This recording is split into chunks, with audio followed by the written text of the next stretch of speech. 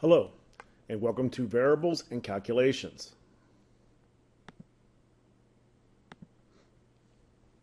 The purpose of this presentation is to make sure you understand what a variable is, what the purpose of a variable is in pseudocode. I want you to understand calculations, and I want you to understand how to write calculations in pseudocode. Okay? So let's get started. A variable.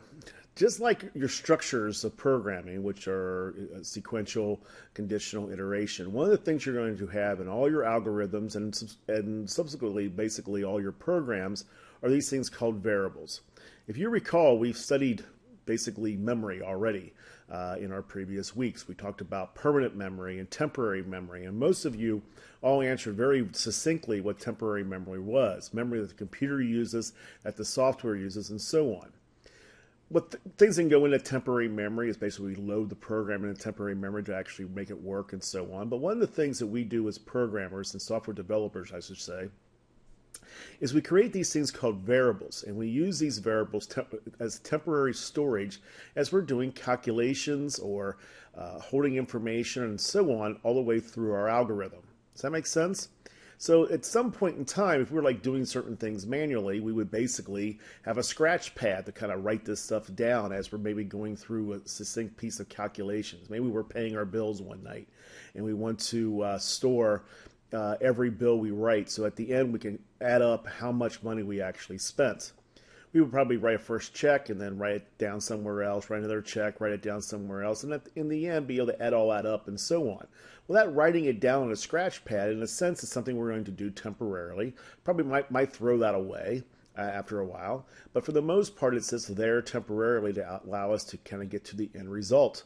That's what a variable is. It's an allocation of memory in the computer world to be able to do that. That's all it is, okay? And so on. And so basically what we do is, in temporary memory, we store these things called variables. And in some cases, you store these things called constants. And we'll talk about them a little bit also, even though they're not used as much. But it's something you might want to be aware of because you're going to hear that term quite a bit. Okay? Again, just kind of going through this saying the same thing. For the most part, variables are areas that we can store totals temporarily as we move through an algorithm. They are our scratch pad. That's basically what the whole thing is. It's an area for our scratch pad to write something down. For instance, if I told you to count the steps as you walk to the door, you may count one and then you need to hold that information. Well, in your case, our scratch pad in this case might be this temporary little memory location in our brain to hold that number.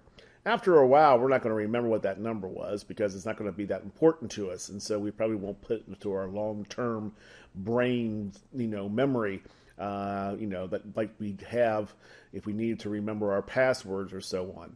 In this case, might be something that just kind of goes away. Okay. So we would do that, and we would just basically keep adding to that number as we're taking each step, especially if I asked you at the end to actually tell me how many steps it took to go to the door. So if our algorithm was one that said, count the steps to the door, and once you get there, I want to know how many you actually taken, okay, that's part of the output, you would basically do that. You accumulate that, and you have that little scratch pad, and you basically say at the end, I took 10 steps, or 15 steps, or 5 steps, or 100 steps, whatever it is, okay? That's all it is. It's an area to hold information temporarily as we're walking through the algorithm. I hope that makes sense, okay? These are not hard, so just don't make them that, all right?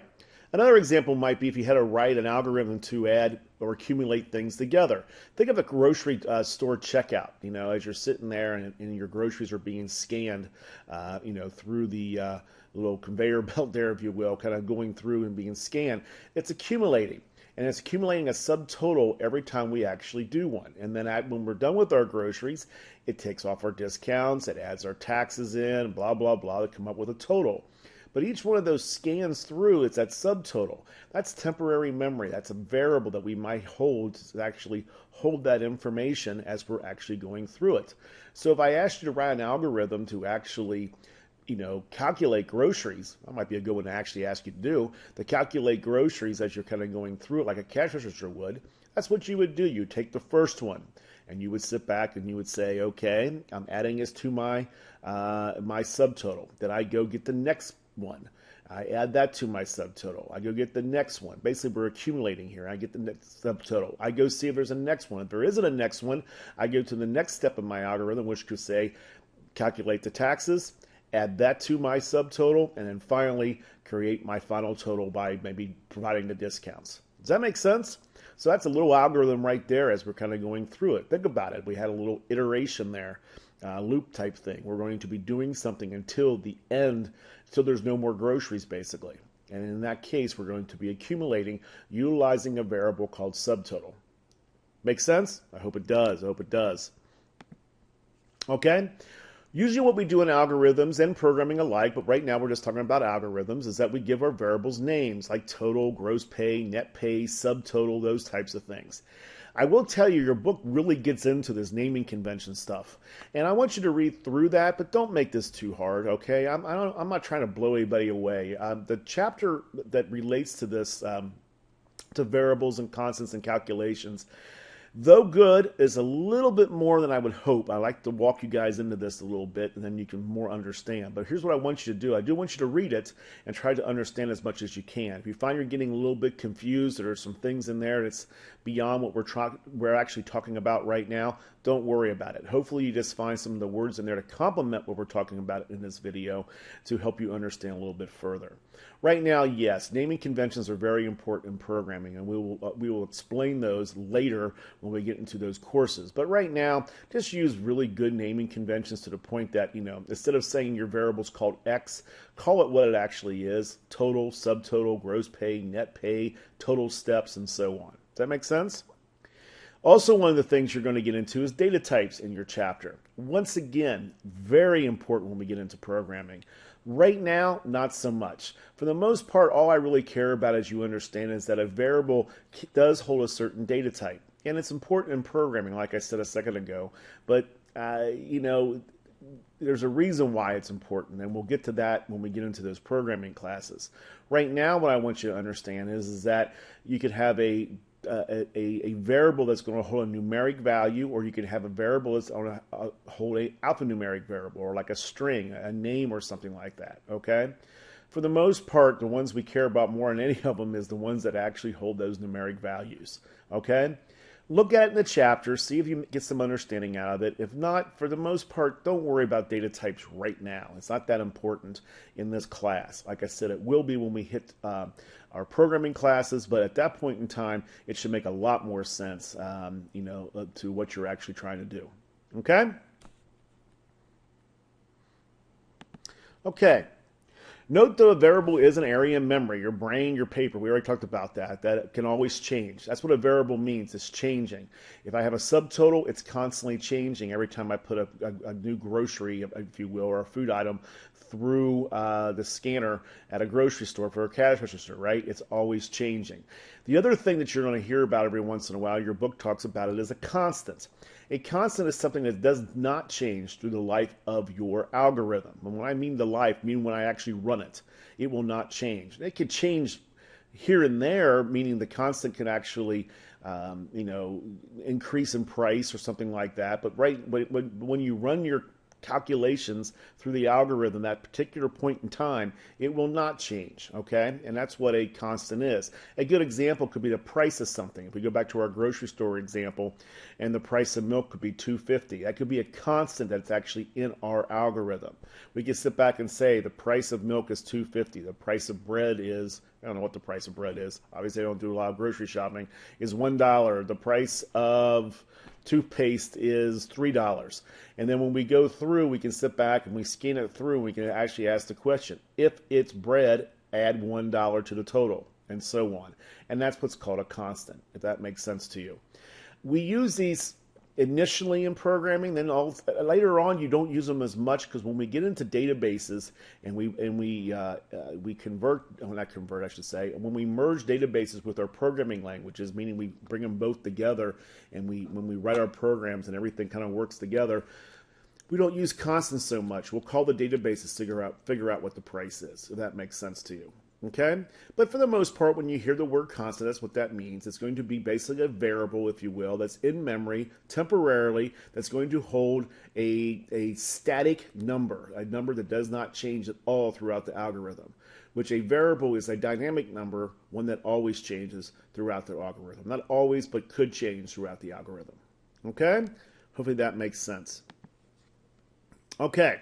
Like I said, your book explains variables and constants. Once again, just try to get the idea right now. Don't allow the book to confuse you. Okay? If you find that it is, just keep it simple. Read the stuff that complements what I'm talking about here. But just make sure you know what a variable is, okay? We talked about it quite a bit so far in this video. How it might be used, we've already done that, and that it's temporary, okay? Again, a constant is also temporary, but it's also, static, okay? Same type of things. They're both considered the same thing in a sense. They're both a variable in a way. Just one changes and one does not change, okay? In other videos, I will show you how to use them in your algorithm. So be a little patient right now. You're not supposed to be an expert after this video. Start watching how I apply those variables and constants in my examples that are in other videos that are part of this week, okay? But above all, make sure one thing, keep it simple. Don't try to get too confused. If you are confused, listen to this video again, or better yet, listen to my examples over and over again until it actually makes sense.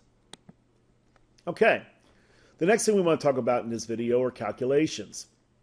These aren't that hard. I mean, we're talking about basically arithmetic that you've learned in grade school. And it should be very obvious that we're going to do calculations in our algorithms. I mean, that's pretty much what we do. We take data, we do some calculations with it, and we create information. Not everything is calculated, but for the most part, there's a lot of calculations that are being into our algorithms and in programs. For example, we're going to add things together. We're going to multiply things. We're going to divide things. We're going to find the averages. We're going to do all kinds of things that's going to involve calculations, mathematical calculations. Okay? But for some example, in the case of, why are we doing these calculations? Well, our algorithm might be, to determine how much we sold yesterday of all our groceries. Well, that would involve a calculation, wouldn't it? Maybe my algorithm is one to determine my GPA. Well, once again, that would involve calculations to do so. Okay? Get the idea? To write calculations in pseudocode, there are a few things you need to remember. First, the result of any calculations on the left-hand side of the equal sign. I always like telling my classes, everything on the left-hand side is always replaced by everything on the right-hand side. And you'll kind of get the idea when we look at these examples. In this case, our grade total. Test 1 plus test 2 plus test 3. The sum of those three tests will replace what's on the left-hand side of the equal sign. In this case, it's going to be a variable called grade total. Does that make sense? Then look what we're doing. We're going to create another variable called average grade, and that's going to be equal to the grade total divided by 3. Take a look at that one more time. This is a calculation. Those variable names represent a number, okay? So in this case here, if I step back and said, write me an algorithm that will take your 3 tests and then create a grade total and come up with the average, this is how you basically would write that in a very simple format. Test 1 represents the actual number that a person got on test 1. It's not static because you can get a different test grade, I can get a different test grade, and so on. This algorithm needs to work for every student in the class, and that's why we would use variables to represent those numbers. The input would basically be, in this case, test 1, test 2, and test 3. Our subtotal would be grade total, and our output in this case would be the average grade, in which we're going to calculate the grade total and then divide that by 3. If you notice, I can't divide grade total by 3 until I add all the tests together. Once again, first things first. It's very important in algorithms. We write this in a top-down methodology, methodology I should say, to the point that we always do things in the right order, and we write it in the right order. Okay? Does that make sense? When doing calculations, it's important to remember that old arithmetic rule. Please excuse my dear Aunt Sally. So how many of you know what that means? When I get into a classroom and I ask that question, I would say a good 75% raise their hands. Some, I don't know, probably slept through that. I think it's the only thing I remember from 3rd grade, to tell you the truth. But basically what that says is, in order of execution, okay, for any calculation, it's basically, please excuse my dear Aunt Sally, which means anything within a parenthesis is done first. And then exponents is next. Then multiplication and division is next. And then addition, and then finally subtraction. It goes from left to right on your calculations. It always goes from left to right when we look over and as we go through it. Okay? Let's look at an example here. So in this case, an example to determine, if I wanted to merge, let's say, this average grade, and I wanted to do a calculation and did everything versus the 2 steps we did before, I could say, I could have an average grade calculation that has average grade equal parenthesis test 1 plus test 2 plus test 3 parenthesis divided by 3. Obviously, in this case, everything in the parentheses are completed first. Test 1 plus test 2 plus test 3. If we use this test data like test 1 has a 70, test 2 has an 80, and test 3 has a 90, basically what we would do is add all that up and it would come up to 240. Then we divide it by 3 and the average grade in this case would be an 80. Does that make sense? So our order of execution was everything in parentheses is done first, okay? No matter what we're trying to do, no matter what the operand is in there, meaning the plus signs or multiplication signs and so on, everything in the parentheses is done first. And of course, once again, if we have multiple parentheses, meaning multiple clusters of calculations together, it starts at the left and it goes to the right, okay, in that order. All right? Interesting enough, it's really important we do this because our algorithms, aka our programs in the future, if it's not done correctly, we can get some really weird data. Meaning, if we didn't put test 1 plus test 2 plus test 3 in parentheses, what would actually happen based upon the rules of execution we just talked about? Please excuse my dear Aunt Sally. Based on the rule of using our same test data, 70, 80, and 90, because division comes before addition, in this case, we would divide 90 divided by 3, which gives 30. We would then add that result to test 1 and test 2. Basically, our average would be 180. That's not a very, well, I guess that's a great average, but it doesn't make any sense, does it? And one of the things we talked about in one of our, terms, if you will, was this thing called logic error. This would be a logic error. Yeah, you might get some output coming out of your algorithm and or program in the future, yet it's not right. And what we want to make sure is our programs work and our algorithms work, and it gives us the results we actually expect. So it's important to understand how to write calculations and understand them correctly and make sure that you want things executed in a certain way. And if you do, make sure you have parentheses around them and make sure you truly understand the whole concept and the rules around. Please excuse my dear Aunt Sally. Does that make sense? I hope it does. Usually people don't have too hard a time with this because, again, it also applies in math, right? No matter what the computer does the same thing as a math calculation does back when you took that in grade school and high school. So this should not be that big a deal for you to understand, hopefully. Okay? Once again, you're going to get a ton of practice on this kind of stuff. It could be your whole career. And when you're testing something and you realize I got 180 and I was expecting 80, well, then we got logical errors and we go fix it. But once you go fix it and you realize your error, you learn. You're constantly learning, okay? Right now, though, I don't want you worrying too much about it and then memorizing everything and so on. Just keep in the back of your mind as you're slowly learning how to write algorithms. Right now, just get used to the concept. Listen to the examples that I told you I'm going to be providing for you for the rest of this week. Practice everything that I give you. Take all your assignments and practice them to the best of your ability, okay? And learn and learn and learn from each one of those. The more you practice, the more you learn, because in a lot of cases, the more mistakes you're going to make that you're going to learn from. Making mistakes in this is not a bad thing. That's how you're going to learn sometimes. I hate saying that sometimes you got to fail to actually learn how to program. I kind of think you do sometimes. You got to try things and see what happens. And in some cases, in some cases when it doesn't work, you go back and you're able to learn what you did wrong. And I'm going to guarantee you'll do it right the next time. Does that make sense? Okay. Keep practicing, have some fun, obviously. We're just solving problems. Hopefully this video helped you understand a little bit about variables and a little bit about calculations. Once again, your book is there to help complement that. And of course, once again, the internet is there to help complement it even further if you need to know more information in regards to that. Just Google variables, programming variables, and so on to kind of get the idea. All right, good luck to you.